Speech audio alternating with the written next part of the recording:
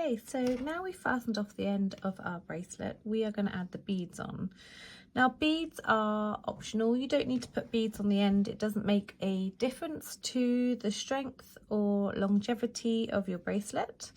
I think they look super cute, and you can also use them as a way to tie your bracelets like we mentioned back at the beginning.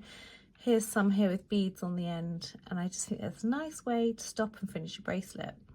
If you don't want to add beads, you'd stop here, add your charm, and then skip on to the next video.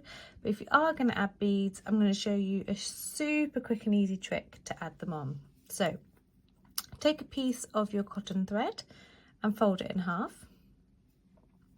Give it a little roll between your fingers to make it pokey, and take your bead.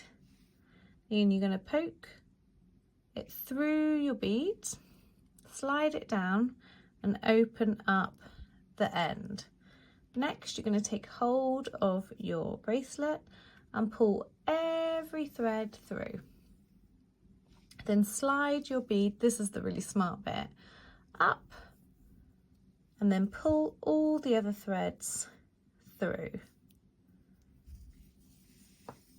And that's it. That is how you add your bead on.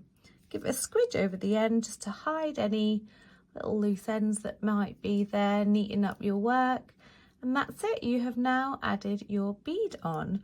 If you're not going to add a charm on, you would just tie a simple knot in half like so.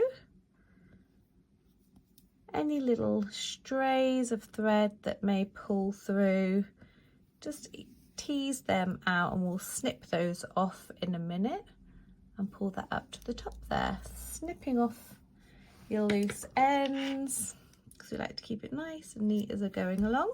And that is it, you have added your bead on.